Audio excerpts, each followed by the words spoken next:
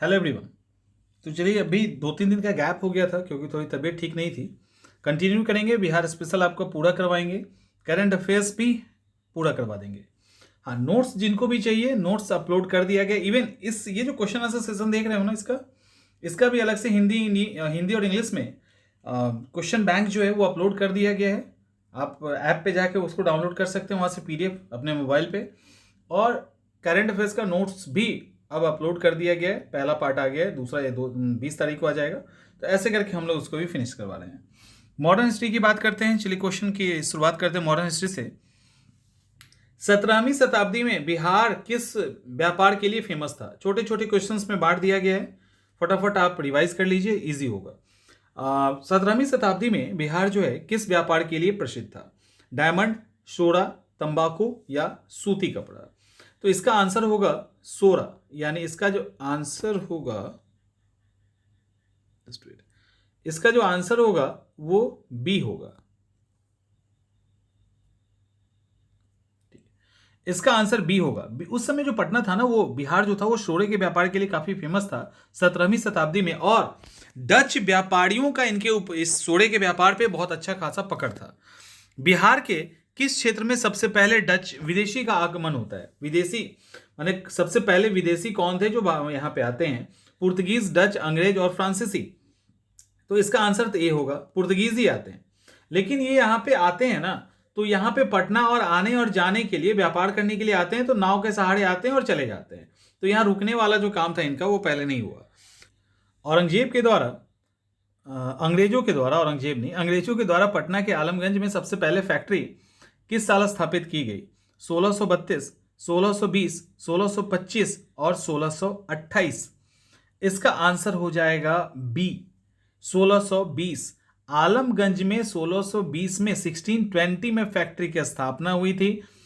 उसके बाद 1621 में यह बंद कर दिया गया था। बाद में जब पीटर मुंडी पटना आते हैं तो फिर इन्होंने 1651 में इसको दोबारा से 1651 में स्टार्ट किया था, जो सक्सेसफुल रहा। तो बेसिकली स्टार्टिंग इसकी 1620 में हुई थी।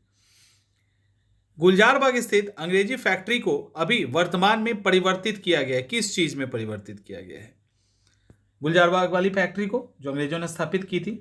प्रिंटिंग प्रेस में, सचिवालय में, हॉस्पिटल में या स्कूल में? तो इसका आंसर होगा प्रिंटिंग प्रेस। इसको प्रिंटिंग प्रेस में बदल दिया गया है। 1664 में पटना स्थित फैक्ट्री का हेड किसको बनाया गया था? John Marshall, Job Charnock, Alexander Gough और साइमन जॉब? तो इसका आंसर होगा जॉब चेरनॉक, आंसर बी होगा। तो जॉब चेरनॉक लंबे समय तक रहे और फिर इनके अधीन जॉन मार्शल थे। बिहार के सूबेदार शाइस्ता खां के द्वारा अंग्रेजी व्यापार पर 3.5% टैक्स लगा दिया गया था।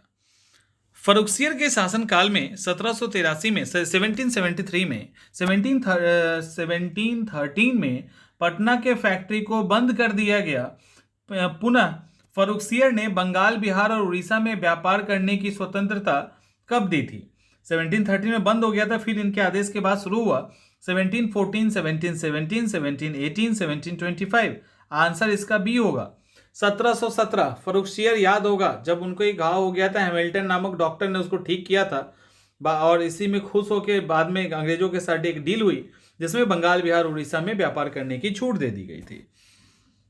फर्रुखसियर के द्वारा 1717 में बंगाल, बिहार और उड़ीसा पे व्यापार करने के अधिकार देने के बाद पटना की फैक्ट्री को दोबारा कब खोला गया था? तो 1714, 1717, 1718, 1782। इसका आंसर सी होगा 1718 में। फिर बाद में जब परमिशन मिला तो इसको खोला गया था। पलासी की लड़ाई के बाद लॉर्ड क्लाइव के द्वारा मीर जाफर के किस बेटे को बिहार का उपनवाब बनाया गया? पलासी की लड़ाई के बाद राम नारायण, अली गौहर, मीरन और सिताब राय। तो इसके आंसर होगा इसका आंसर होगा मीरन।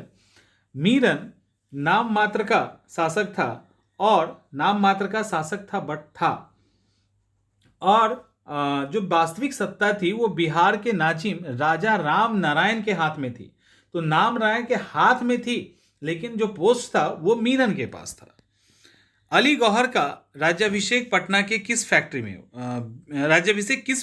हुआ? एक्चुअली पटना की फैक्ट्री, कलकत्ता की फैक्ट्री, सूरत की फैक्ट्री या अवध की फैक्ट्री?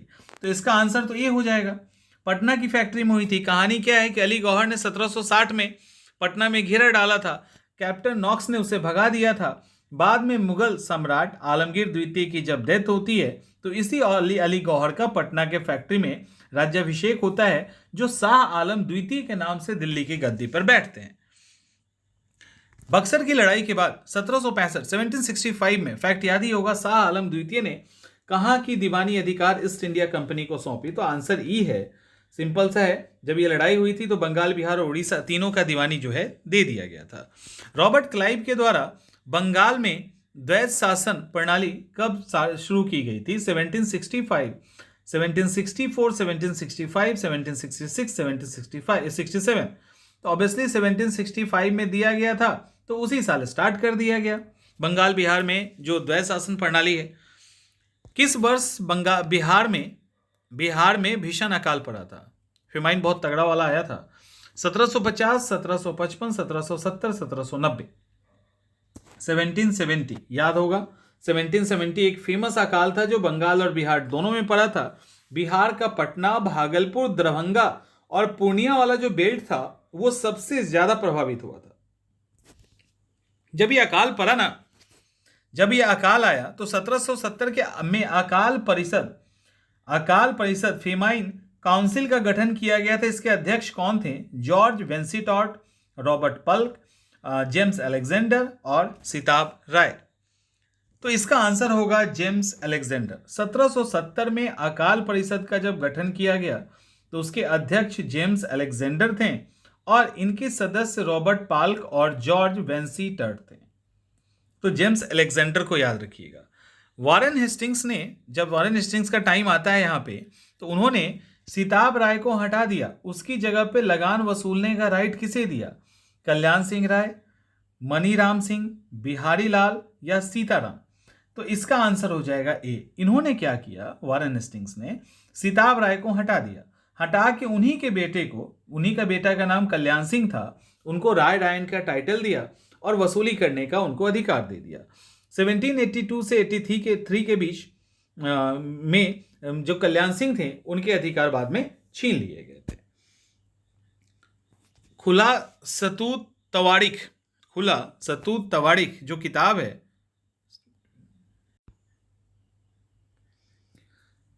खुला सतूत तवारीख एक किताब है, इसको किसने लिखा है? जेम्स अलेक्जेंडर, कल्याण सिंह, जुगल किशोर या फतेह सिंह? तो कल्याण सिंह के द्वारा खुला सतूत तवारीख किताब लिखा गया है। बंगाल बिहार में अस्थायी बंदोबस्त कब लागू किया गया था? 1791, 1793, 1794, 1781। किसने लागू किया था? पता होगा, लॉर्ड कॉर्नवालिस ने। कब किया था? 1793 में। तो उस समय बिहार में भी उसी टाइम में इसको लागू कर दिया गया था, कोई अलग डेट बिहार के लिए नहीं है। रॉलेट एक्ट के तहत किस वर्ष बिहार में प्रांतीय, रॉलेट एक्ट के तहत बिहार में प्रांतीय सभा की स्थापना कब हुई थी?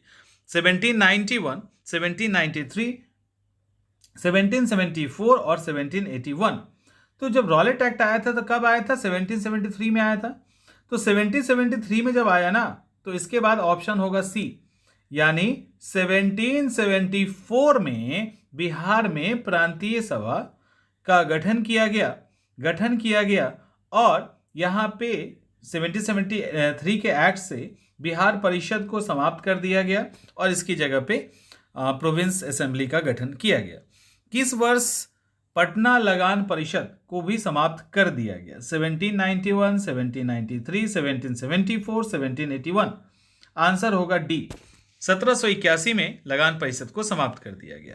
पहले लगान प्रमुख के रूप में किसकी नियुक्ति की गई थी? William Maxwell, George Vansittart, Robert Palk और जेम्स अलेक्जेंडर। तो आंसर ये होगा, शायद इसके पहले भी हो चुका है एक बार।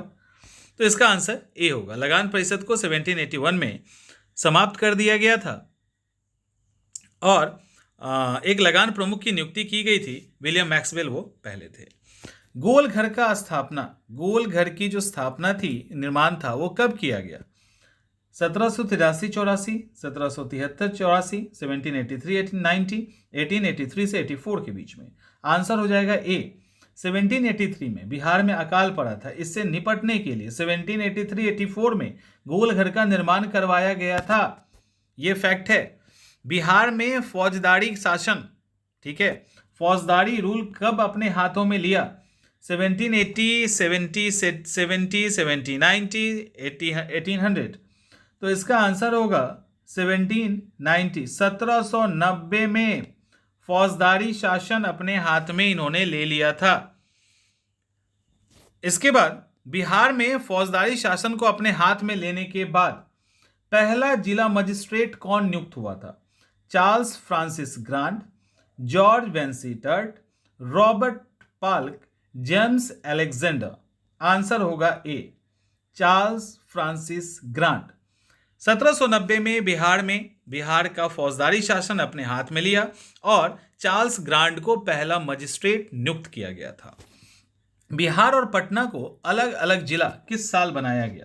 1765, 1770, 1865, 1770, 1770, 1790, 1800। तो इसका आंसर होगा 1865 में बिहार और गया को अलग कर दिया गया था।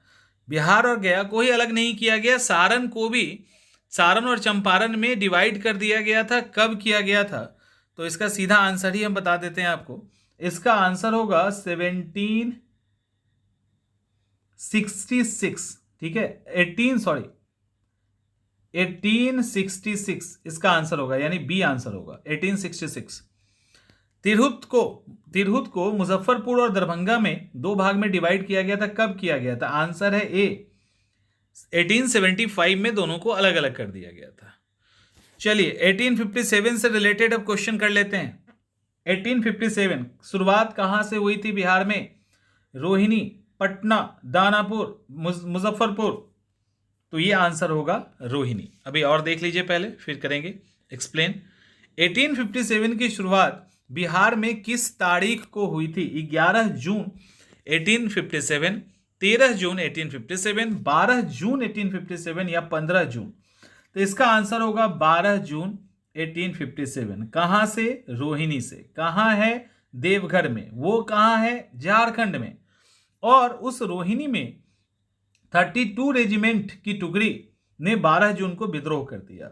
उसके बाद वहां से मुख्यालय, रोहिणी से मुख्यालय हटाकर भागलपुर शिफ्ट किया गया था। यह आंसर है।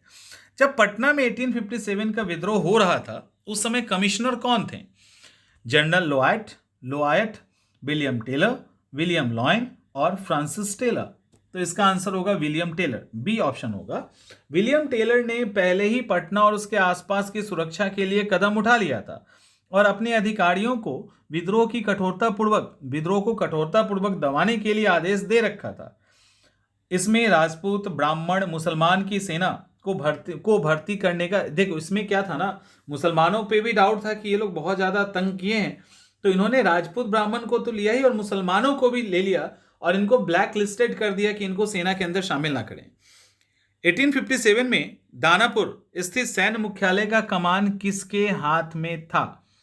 जनरल लोआयट और विलियम टेलर। तो इसका आंसर हो जाएगा सबसे पहले इसका जो दानापुर का जो कमान था, वो ए ऑप्शन होगा, जनरल लोआयट के नेतृत्व में था। जनरल लोआयट के नेतृत्व में था। फॉल्स स्टेटमेंट आपको चुनना है। पटना में पीर अली के नेतृत्व में विद्रोह स्टार्ट हुआ। पटना में 3 जुलाई 1857 को विद्रोह प्रारंभ हुआ। इस विद्रोह में अफीम व्यापारी एजेंट लॉयल मारा गया और 25 जुलाई को दानापुर की 3 रेजिमेंट 6, 7 और 8 कुंवर सिंह के साथ मिल गए। आंसर ई होगा। सभी के सभी स्टेटमेंट सही हैं। दानापुर के 3 रेजिमेंट 6, 7 और 8 वाले कुंवर सिंह के साथ मिल गए थे। लॉयल मारा गया था। पीर अली के नेतृत्व में लड़ाई शुरू हुई थी और 3 जुलाई डेट भी ठीक है। 25 जुलाई 1857 किस शहर में भारतीय 4 सैनिकों ने कमांडर मेजर होम्स और उनकी पत्नी की हत्या कर दी? इसी दौरान मुजफ्फरपुर, छपरा, चंपारण, दानापुर। इसका आंसर हो जाएगा सी, ठीक है। मेजर होम्स को 19 जून 1857 में गोरखपुर से पटना तक पूरी तरह से सैनिक अधिकार दिया हुआ था। बहुत ज्यादा अत्याचार कर रहे थे, इसीलिए चंपारण जिले में जो सुगौली है वहां 4 सैनिकों ने ये होम्स और उनकी पत्नी को 25 जुलाई 1857 को इनको मार दिया गया। दानापुर की 3 सैनिक टुकड़ी ने ब्रिटिश सरकार के खिलाफ विद्रोह करने के लिए किसके नेतृत्व में ब्रिटिश सरकार के खिलाफ लड़ाई लड़ी? नाना साहब, अमर सिंह, कुंवर सिंह, झांसी की रानी। तो अभी हमने डिस्कस किया था कि दानापुर की जो 6, 7 और 8 3 सैनिक टुकड़ी थी, उन्होंने 25 जुलाई 1857 को कंपनी के खिलाफ विद्रोह कर दिया और शाहाबाद जिले में, याद रखिएगा, शाहाबाद जिले के जगदीशपुर के राजपूत जमींदार कुंवर सिंह के साथ जाके वो मिल गए थे। निम्नलिखित में से फॉल्स स्टेटमेंट चुनना है।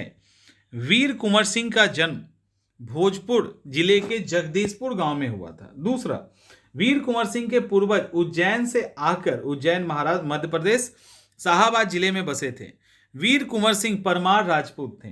वीर कुंवर सिंह के पिता का नाम साहबजादा सिंह था। आंसर ई होगा। सारे स्टेटमेंट सही हैं, यानी भोजपुर के जगदीशपुर तो चलो, उज्जैन से आके बसे थे, परमार राजपूत हैं और साहबजादा सिंह इनके पिता का नाम था। कुंवर सिंह की शादी किससे हुई थी? जीजाबाई, श्यामाबाई, देवमुंगा, भगवती देवी। आंसर सी होगा, देवमुंगा के साथ इनकी शादी हुई थी। फिर से आपको सही ट्रू स्टेटमेंट चुनना है।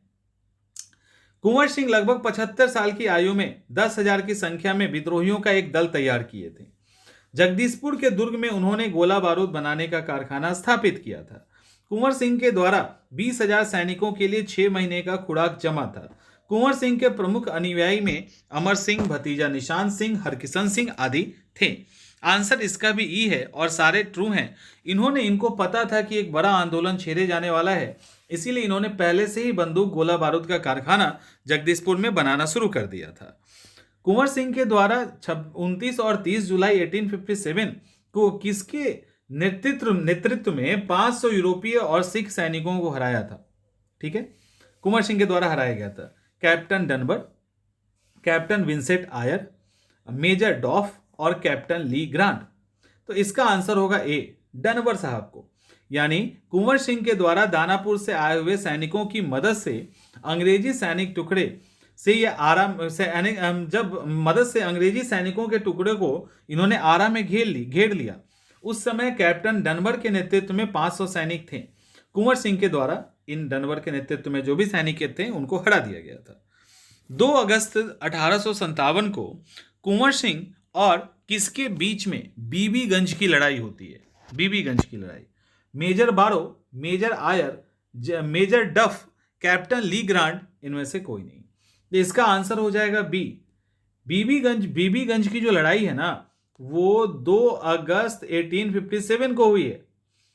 कुंवर सिंह और बंगाल आर्टली के मेजर विंसेंट आयर की सेना के बीच में लड़ाई हुआ था। इसमें कुंवर सिंह के नेतृत्व में जो विद्रोही थे वो एक तरह से हार गए थे, बैकफुट पे थे, उनको आरा छोड़कर भागना पड़ा था। और कैप्टन रेस्तरे के नेतृत्व में एक टुकड़ी ने जगदीशपुर पे अधिकार कर लिया था।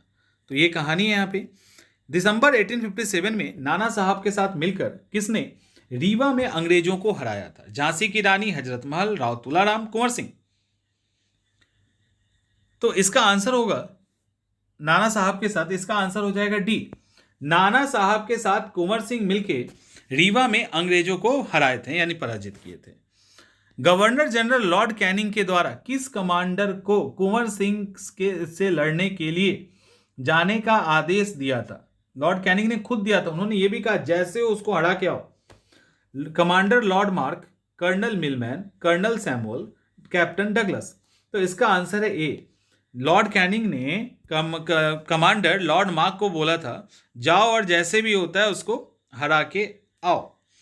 कुंवर सिंह की मृत्यु कब हुई? इसको लेके थोड़ा सा डेट में डिबेट है, कोई बात नहीं, जो हमारे पास एग्जैक्ट है, मतलब जो ज्यादातर लोगों ने माना है उसको हम लोग लेके चलेंगे। 23 अप्रैल, 24, 25, 26। तो आंसर होगा 26।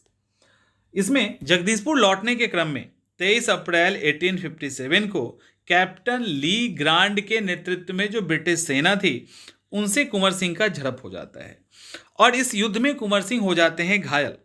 उनको एक तोप का गोला लगता है जिसके कारण उनको अपना दाहिना हाथ काटना पड़ता है। इसलिए कहा जाता है उन्होंने अपने हाथ को काट के गंगा माँ को अर्पित कर दिया और इसके बाद भी जगदीशपुर आते हैं और कहा जाता है एक सैनिक टुकड़ी उनका पीछा करते हुए आ गई, उसको उन्होंने हराया। उसके बाद 26 तारीख को उनकी डेथ होती है। कुंवर सिंह के मरने के बाद इस संघर्ष को आगे किसने बढ़ाया? अमर सिंह, नौनिहाल सिंह, हरि सिंह या सत्येंद्र सिंह? तो इसका आंसर होगा ए, अमर सिंह। अमर सिंह बहुत एक्टिव थे। अमर सिंह ने इसको फिर उनके बाद आगे बढ़ाया। अमर सिंह ने शाहाबाद, क्वेश्चन है, अमर सिंह ने शाहाबाद पर जुलाई 1858 में अधिकार कर एक समानांतर सरकार की स्थापना की। इसके हेड कौन थे? अमर सिंह, नौनिहाल सिंह, हरि सिंह, हीरा सिंह या हरकिशन सिंह? तो आंसर इसका होगा डी, हरकिशन सिंह। एक्चुअली जब हुआ क्या, कुंवर सिंह के भाई अमर सिंह ने संघर्ष को आगे बढ़ाया कुंवर सिंह के बाद भी, और नवंबर, इतना मतलब इस लेवल पे उन्होंने भी उत्पात मचाया कि नवंबर 1858 तक अंग्रेज यहां से दूर ही रहे, और ये डिस्टर्ब एरिया था एक तरह से। अमर सिंह ने शाहाबाद पे जुलाई 1858 में अधिकार कर लिया और पैरेलल सरकार, समानांतर सरकार की स्थापना कर दी। और इस सरकार के हेड कोई और नहीं, अमर सिंह के भाई हरिकिशन सिंह थे। तो एक कंफ्यूजन दूर कीजिएगा, जो सरकार बनाया गया वो अमर सिंह के एफर्ट से बनाया गया, लेकिन उसके जो हेड थे ना वो हरिकिशन सिंह थे। तो इसमें कंफ्यूजन नहीं होना चाहिए। निम्नलिखित में से किसे सासाराम में 7 जून 1858 को तोप के मुंह पर रख के उनको उड़ा दिया गया? निशान सिंह, अमर सिंह, हरकिशन सिंह और सुरजीत सिंह। ठीक है, तो इसका आंसर हो जाएगा ए। इसलिए होगा कि अमर सिंह के ग्रुप में एक थे निशान सिंह, वो अपने विद्रोही दल से बिछड़ गए थे। तो सासाराम के पास सुपरिटेंडेंट कैप्टन नोलन ने उनको गिरफ्तार कर लिया और कोर्ट मार्शल के तहत 7 जून 1858 को तोप के सामने रख के उनको उड़ा दिया गया। अमर सिंह ने जुलाई 1858 में शाहाबाद पे अधिकार किया और जगदीशपुर में समानांतर सरकार की स्थापना की। उसका हेड कौन था? यह क्वेश्चन अलग है। अमर सिंह, हरकिशन सिंह, संदीप पुरी। तो इसका आंसर सिंपल है, बी हो जाएगा। हरिकिशन सिंह। बनाया सरकार अमर सिंह ने, लेकिन हेड जो थे वो हरिकिशन सिंह थे। नवंबर 1858 में महारानी विक्टोरिया ने घोषणा की और इस क्षेत्र में शांति बहाल करने के लिए कितने लोगों को सार्वजनिक माफी दी गई? तो यहां पर यह है, आंसर इसके अंदर ई होगा। इसका डाटा नहीं है। डाटा यह है कि 14 लोगों को छोड़कर बाकी सभी को माफी दे दिया गया। इन 14 में अमर सिंह, हरकिशन सिंह, सीधा सिंह, शिव प्रसाद सिंह राय, ज्योधर सिंह, निधा सिंह, राय बहादुर राय, इब्राहिम खान, लक्ष्मी सिंह, देवी ओझा, राधे सिंह, काशी सिंह, आनंद सिंह, ऐसे लोग थे। तो इसके अंदर ज्यादा याद रखना है आपको, अमर सिंह, हरकिशन सिंह को याद रखिएगा। ये इनको फांसी दी गई थी, इन लोगों को माफी नहीं दी गई थी। निम्नलिखित में से कौन सा फॉल्स स्टेटमेंट है? हरकिशन सिंह को जगदीशपुर चौक पे फांसी दी गई। अमर सिंह की मृत्यु 5 जनवरी 1860 में गोरखपुर जेल अस्पताल में पेचिश के कारण होता है। अमर सिंह की हत्या अंग्रेजी सेना के साथ लड़ने के दौरान होता है, या अमर सिंह कुंवर सिंह के भाई हैं। फॉल्स स्टेटमेंट चुनना है तो बी फॉल्स होगा ना, दो में से एक ही सही हो सकता है। यहां पे तो क्लियर है, या तो बी सही होगा या सी सही होगा। बी गलत है और सी सही है। ठीक है, आगे निम्नलिखित में से आपको भी फॉल्स स्टेटमेंट चुनना है। अगस्त 1857 में भागलपुर में विद्रोह भड़का था। विद्रोही वहां से गया पहुंच के 400 लोगों को आजाद करवा दिए। दरभंगा राज्य पे हमला किया गया, 10,000 रुपए लूट लिए गए। बिहार में 1857 के प्रमुख केंद्र दानापुर, गया, रोहतास, मुजफ्फरपुर, बिहार शरीफ, राजगीर, चंपारण, भागलपुर, सासाराम और सारण है। बिल्कुल सही है। आंसर जो गलत होगा वो होगा सी में लाइन लिखा गया है दरभंगा राज। आंसर होगा टिकारी राज। 10,000 लूटे जरूर गए, लेकिन टिकारी राज से लूटे गए थे, गया वाले, ना कि दरभंगा राज से। बहावी आंदोलन के प्रवर्तक कौन थे? अब्दुल बहाव, सैयद अहमद बरेलवी, मौलवी विलायत अली, हाजी शरीतुल्लाह। इसका आंसर हो जाएगा ए, अब्दुल बहाव इसके जो थे वो प्रवर्तक थे। भारत में बहावी आंदोलन के जन्मदाता किसको माना जाता है? अब्दुल बहाव, सैयद अहमद बरेलवी, मौलवी विलायत अली, हाजी शरीयतुल्लाह। आंसर इसका बी होगा, अब्दुल बहा जो थे वो प्रवर्तक जरूर थे, लेकिन भारत के अंदर सैयद अहमद बरेलवी को इसका नेता माना जाता था। बिहार के अंदर बहावी आंदोलन के प्रमुख नेता कौन थे? अब्दुल बहा, सैयद अहमद बरेलवी, मौलवी विलायत अली, हाजी शरीयतुल्लाह। तो इसका आंसर होगा सी, मौलवी विलायत अली। सैयद अहमद शाह मोहम्मद हुसैन को अपना पहला मुक्त प्रतिनिधि बताए थे, लेकिन मौलवी विलायत अली को बिहार में बहावी आंदोलन का एक प्रमुख नेता माना जाता है, और बिहार में इस आंदोलन के प्रमुख नेता विलायत अली ही थे। 1828 से 1868 तक बहावी आंदोलन का प्रमुख केंद्र कहां था? तो ये तो आपको पता ही है, बच्चों वाला सवाल है। आंसर बी होगा। एक लंबे समय तक यानी 46 के माने 45 साल के आसपास तक जो केंद्र था वो यही था। इनमें से फॉल्स स्टेटमेंट चुनना है। मौलवी विलायत अली सैयद अहमद बरेलवी के उत्साहित शिष्य थे। पटना पहली बार आने पर सैयद अहमद ने मोहम्मद अहमद को अपना प्रतिनिधि बनाया था। उन्होंने पटना रहने के दौरान ही पहली बार विधिवत रूप से इसे संगठित करने का प्रयास किया, और सैयद अहमद बहावी आंदोलन के संचालन के लिए 4 खलीफा की नियुक्ति की। तो आंसर हो जाएगा ई। सारे के सारे स्टेटमेंट सही हैं। 4 खलीफा जो हैं जिसको सैयद अहमद ने रखा था, उसमें मौलवी विलायत अली, इनायत अली, शाह मोहम्मद हुसैन, फरहात हुसैन शामिल हैं, और केंद्र तो पटना था ही। वहाबी आंदोलन से रिलेटेड फॉल्स स्टेटमेंट चुनना है। यहां पे फॉल्स मिलेगा, ई में मत जाइएगा। बहावी आंदोलन के अनुयायी अपने आप को अहले हदीस कहते थे। प्रारंभ में यह मूलतः मुस्लिम समाज सुधारक आंदोलन था, बाद में ब्रिटिश विरोधी आंदोलन हो गया। बंगाल का हाजी शरीयतुल्लाह का फराजी आंदोलन इससे प्रेरित था। बहावी आंदोलन मुस्लिम राज्य की स्थापना करना चाहते थे।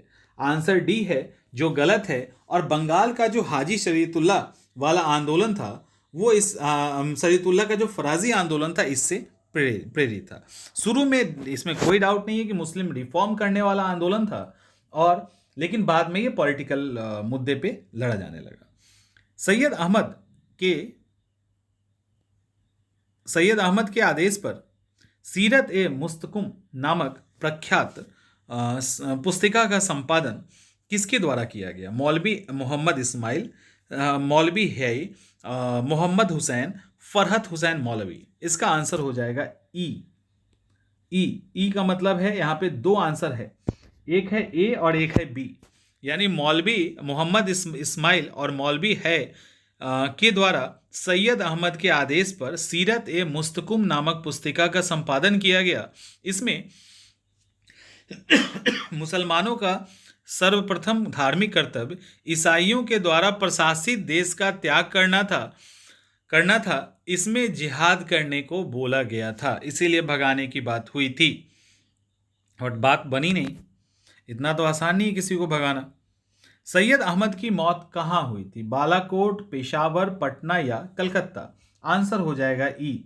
सैयद अहमद की मौत हुई थी बालाकोट में। सैयद अहमद की मृत्यु के बाद बहावी आंदोलन को पुनर्जीवित करने में किसने महत्वपूर्ण भूमिका निभाई थी? विलायत अली, इनायत अली, मोहम्मद हुसैन, फरहत हुसैन। इसका आंसर है ई। ए और बी, विलायत अली और इनायत अली जो थे इन्होंने महत्वपूर्ण भूमिका निभाई थी। पटना का जो बहावी आंदोलन था उसमें पटना का अंतिम बहावी नेता कौन था? अकबर अली, याहिया अली, अहमदुल्लाह, मोहम्मद फैजी। तो इसका आंसर हो जाएगा सी, मोहम्मद फैजी अंतिम थे। एक्चुअली विलायत अली की 1854 में 64 एज के एक उम्र में डेथ हो जाती है। उसके बाद इनायत अली ने इसको संभाला। अंतिम नेता अहमदुल्लाह थे, वो याहिया अली के छोटे भाई थे। इसके बाद निम्नलिखित में से फॉल्स स्टेटमेंट आपको चुनना है। अक्टूबर 1683 में अंबाला अभियान के बाद बहावी आंदोलन को समाप्त कर दिया गया। बहावी आंदोलन के नेता अहमदुल्लाह को काला पानी की सजा हुई। अहमदुल्लाह, याहिया अली, अब्दुल रहीम मोहम्मद जफर को पोर्ट ब्लेयर जेल भेज दिया गया। बिहारी उर्फ करम बख्श ने अहमदुल्लाह की सजा को बदलने के लिए न्यायाधीश एस्लीका की हत्या करने का प्रयास किया। तो इतना नहीं जाना है, ई ऑप्शन होगा, सब के सब स्टेटमेंट सही है। होम रूल लीग की बात करते हैं। पटना के बांकीपुर में 16 दिसंबर 1916 को किसकी अध्यक्षता में होम रूल लीग का गठन किया गया? मौलाना मजहरुल हक, पुण्येंद्र नारायण, सरफराज हुसैन खां और वैद्यनाथ नारायण। तो इसका आंसर ऑब्वियसली यही होगा। होम रूल लीग भारत और बिहार में 1916 में स्टार्ट होता है। पटना के बांकीपुर में 16 दिसंबर 1916 में मौलाना मजहरुल हक की अध्यक्षता में होम रूल लीग का गठन किया गया। इसके अध्यक्ष खान बहादुर सरफराज हुसैन खां थे। ठीक है, तो सरफराज हुसैन खां यहां देखिए अध्यक्ष थे। पुण्येंद्र नारायण जो थे वो और पुण्येंद्र नारायण और ये सचिव थे। ठीक है ना, सॉरी एक मिनट, अध्यक्ष तो सॉरी मौलाना मजहरुल हक थे। बहादुर सरफराज हुसैन खां और राय बहादुर पुण्येंद्र नारायण सिन्हा वो उपाध्यक्ष थे। और सचिव में चंद्रवंशी सहाय और बैद्यनाथ सिंह को नियुक्त किया गया था। एनी बेसेंट 1918 में किस तिथि को पटना आती हैं? 17 अप्रैल, 18 अप्रैल, 19 अप्रैल या 22 अप्रैल? तो आंसर इसका बी होगा। एनी बेसेंट का 18 अप्रैल 1818 में भारत का दौरा होता है। भव्य जुलूस निकाला जाता है। पटना सिटी के स्टेशन के भिखना पहाड़ी स्थित पुण्येंद्र नारायण सिन्हा के आवास पे उनको पहले ले जाया गया। बाद में उनको वरामिहिर पुस्तकालय या पुण्येंद्र बाबू का जो एंग्लो स्कूल था वो देखने के लिए भी गई थी। तो 18 तारीख को आई थी। श्रीमती एनी बेसेंट 1818 में दोबारा फिर से आती हैं। कब आई दोबारा? 25 जुलाई, 30 मई, 15 अगस्त, 17 जून। तो इसका आंसर होगा ए। उसके बाद ये दोबारा 25 जुलाई को आती हैं और इस दौरान वो हसन इमाम सच्चिदानंद सिन्हा से भी मिली थी। दूसरी तरफ महात्मा गांधी ने, देखिए यहाँ ध्यान रखिएगा, ये कब का बात है? 1918 का। महात्मा गांधी ने अपने आदेश से जो इनके फॉलोअर थे उनको होम रूल लीग में शामिल नहीं होने को कहा था कि आप अलग रहिएगा, जिसमें राजेंद्र प्रसाद भी आते हैं। विजयादशमी के दिन किसने भारत माता के पूजन करने का विचार प्रस्तुत किया? इंपॉर्टेंट सवाल है। तो विजयादशमी के दिन किसने ये भारत माता का पूजा हो ऐसा बोला गया था? सजेशन दिया था Rai Puranchand, Sachchidananda Sinha, Annie Besant, doctor Rajendra Prasad. Answer A हो जाएगा, Rai Puranchand. Patna home rule league के सहकारी सचिव राय पूरनचंद ने विजयादशमी के दिन भारत माता की पूजा करने का प्रस्ताव दिया था। उनकी मौत के बाद 1918 में उनके दो बेटे राय बलदेव प्रसाद और राय दामोदर प्रसाद ने इसको स्टार्ट कर दिया और 1930 तक ये हमेशा कंटिन्यू मनाया जाने लगा।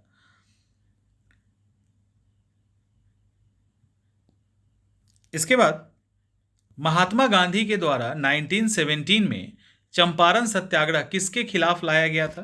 तो ऑब्वियसली जो आसान है, तीन कठिया पद्धति के खिलाफ। जहां जरूरी होगा वहां हम लोग डिस्कस कर लेंगे। गांधी चंपारण किसके निमंत्रण पे आए थे? राजकुमार शुक्ल के। राजकुमार शुक्ल के कहने पर गांधी जी कब पहुंचे थे? अब यहां पर इंपॉर्टेंट है, ठीक है, कब पहुंचे थे? तो इसका आंसर होगा, इसमें थोड़ा सा इसके पहले एक्सप्लेन कर देते हैं कि राजकुमार शुक्ल के कहने पे गांधी जी आए थे, ठीक है, और राजकुमार शुक्ल उनसे मिलने के लिए गए थे कांग्रेस किसान के प्रतिनिधि के तौर पे, तब उन्होंने इसको एक्सेप्ट किया था। तो इनके कहने पे गांधी जी कब आए? 7 अप्रैल, 8 अप्रैल, 9 अप्रैल, 10 अप्रैल। तो इनका आंसर हो जाएगा डी, 10 अप्रैल 1917 को आए थे। तो राजकुमार शुक्ल के साथ ही गांधी जी कोलकाता से 9 अप्रैल को चले और 10 अप्रैल को पटना पहुंचे। पहुंचने के बाद राजेंद्र प्रसाद के घर पे जाते हैं उनसे मिलने। फिर 10 अप्रैल को ही गांधी जी राजकुमार शुक्ल के साथ मुजफ्फरपुर गए। वहां के रेलवे स्टेशन पे जेबी कृपलानी ने उनका स्वागत किया था। और फिर 15 अप्रैल 1970 को बाबू धरणीधर और राम नवमी प्रसाद के साथ ये मोतिहारी गए थे, जहां पे गांधी जी मोतिहारी में जो वहां के लोकल एडवोकेट थे गोरख प्रसाद, उनके घर पे रुके थे। और जसौली पट्टी गांव में एक रैयत जो किसान थे उनके साथ घोर व्यवहार जो हुआ था उसको भी उन्होंने देखा था। चंपारण सत्याग्रह का अंतिम परिणाम क्या हुआ? तो यहां पे पढ़ेंगे नहीं, 25% राशि लौटाने के तैयार हो गए, यही था ना। उसके बाद चंपारण सत्याग्रह के दौरान निम्नलिखित में से कौन गांधी जी के सहयोगी नहीं थे? जयप्रकाश नारायण, डॉक्टर राजेंद्र प्रसाद, बृजकिशोर प्रसाद, अनुग्रह नारायण सिंह। तो जयप्रकाश नारायण तो बाद में आते हैं ना उस, तो राजेंद्र प्रसाद, बृजकिशोर प्रसाद सिंह, अनुग्रह नारायण, राजकुमार शुक्ल, धरणीधर, मजहरूल हक, पोलक, शंभू शरण, अनुग्रह नारायण सिंह, रामनवमी प्रसाद, ये सब जो हैं वो गांधी जी के सहयोगी थे। राजेंद्र प्रसाद, जयप्रकाश नारायण नहीं थे। चंपारण सत्याग्रह के दौरान गांधी जी के साथ कौन अमेरिकी पत्रकार था? Web Miller, Louis Fischer, Alexander या एडवर्ड मिलर। आंसर हो जाएगा बी, लुई फिशर इस समय इनके साथ थे। चंपारण सत्याग्रह के दौरान मजिस्ट्रेट कौन थे? एडवर्ड गेटे, John wrist, Simon clove, Alexander. तो आंसर हो जाएगा ए, एडवर्ड गेटे साहब जो थे वो उस समय वहाँ के मजिस्ट्रेट थे। इन्होंने बोला भी, अभी देखते हैं। चंपारण सत्याग्रह के दौरान अंग्रेजों को 1765 किसके द्वारा अंग्रेजों को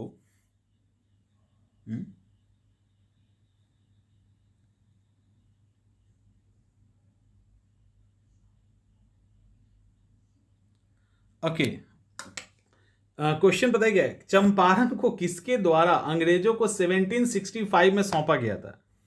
ऑब्वियसली शाह आलम द्वितीय, बंगाल बिहार और वो वाला जो था ना इलाहाबाद की ट्रीटी, उसके थ्रू। यूरोपीय नीले उत्तर भारत में कितने प्रकार की नील की खेती करते थे? अच्छे से यहां समझ लीजिएगा। यूरोपीय नील जो वाले जो थे, नील की खेती करने वाले कितने प्रकार से करते थे? 1 प्रकार, 2 प्रकार, 3 प्रकार, 5 प्रकार। 1 2 3 5, आंसर हो जाएगा 3 प्रकार, सी आंसर होगा। अब देखो, जो नॉर्थ इंडिया था ना उसमें 2 प्रकार की खेती होती थी। पहला जिरात था और दूसरा आसामी बार था। जिरात के अंतर्गत यूरोपीय अपनी देखरेख में किसानों को कम मजदूरी देकर खेती करवाते थे।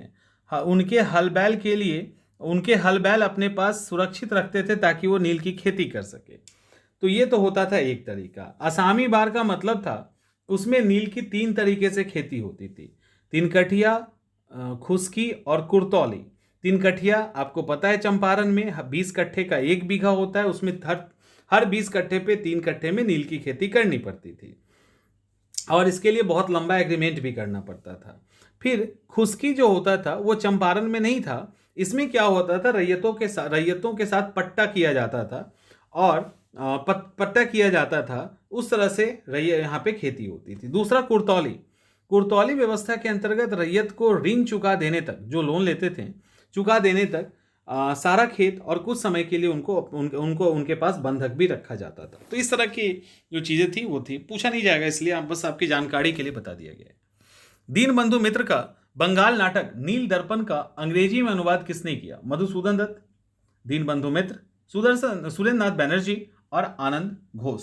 आंसर होगा बी, दीनबंधु मित्र के द्वारा किया गया था। चंपारण सत्याग्रह चंपारण और इसके अंदर नील की जो खेती थी उस किसान के दुर्दशा को दिखाया गया है।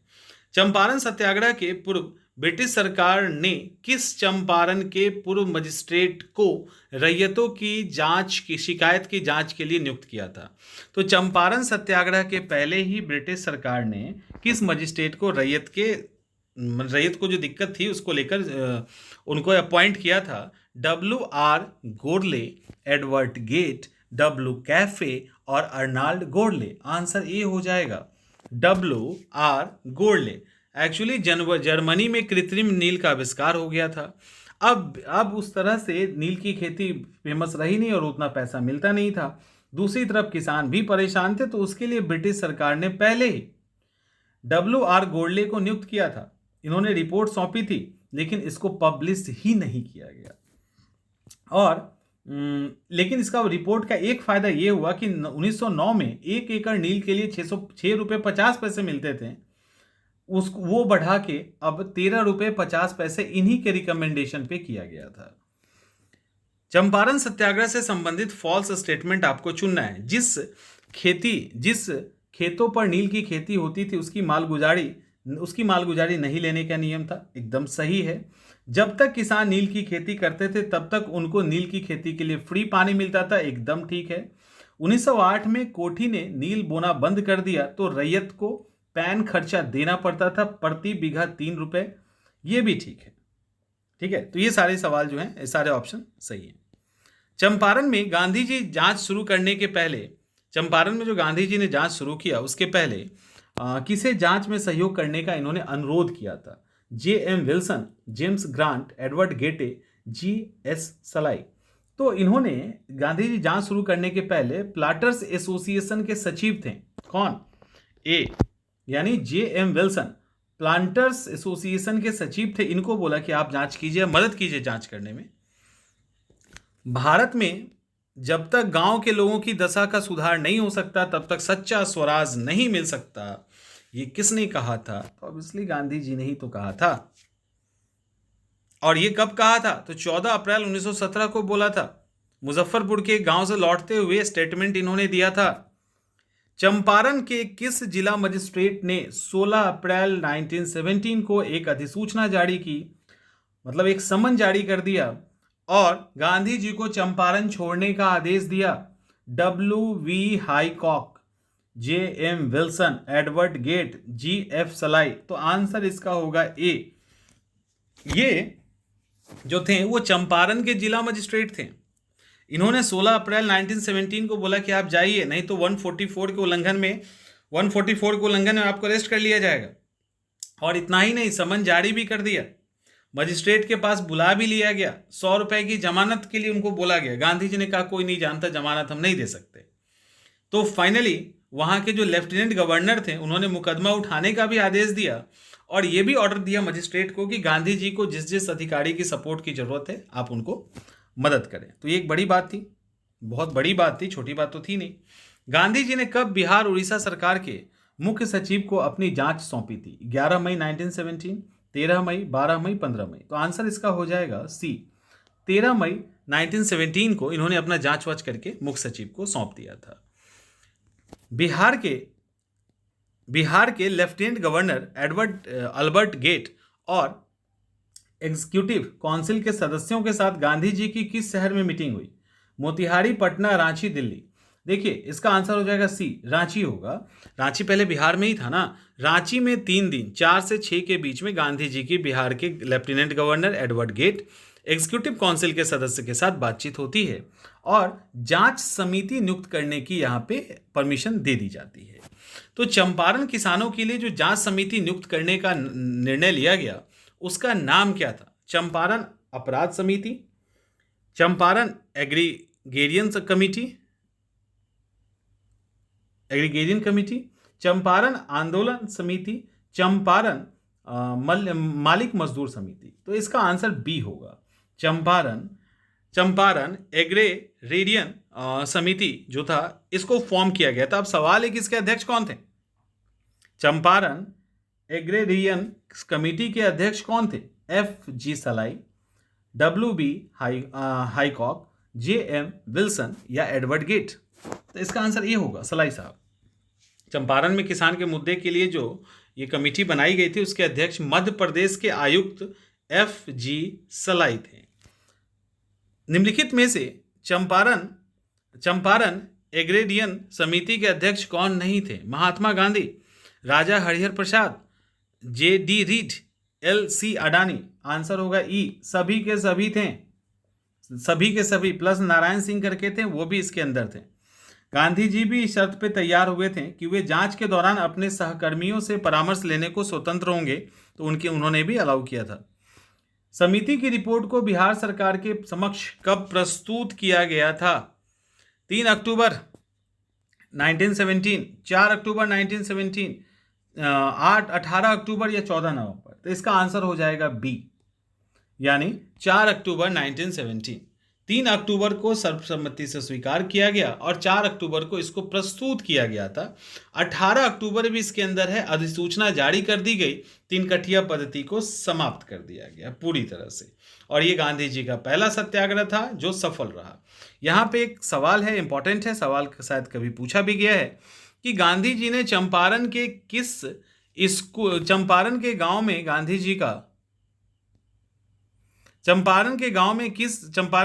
गांव में गांधी जी ने पहला स्कूल स्थापित किया था? मुरली, बरहरवा, लखन सेन दुबहा बुजुर्ग या सराय रंजन? तो इसका आंसर होगा बी। गांधी जी ने चंपारण के बरहरवा लखनसेन गांव में 14 नवंबर 1917 को पहला स्कूल स्थापित किया। इस स्कूल के लिए शिव गुलाम लाल ने अपना घर दान कर दिया था और इस स्कूल में मुंबई से आए बबन गोखले और उनकी पत्नी अवंतिका बाई प्रमुख शिक्षक थी। इसके बाद एक और सवाल है कि गांधी जी के द्वारा दूसरा स्कूल किस गांव में खोला गया? मुरली बरहरवा लखनसेन से में दुबहा बुजुर्ग और भिटरवा। तो गांधी जी के जो दूसरा स्कूल था वो भिटरवा में खोला गया था 20 नवंबर 1917 को। तो ये रहा अभी तक का। फिर इसके आगे हम लोग खिलाफत से कंटिन्यू करेंगे।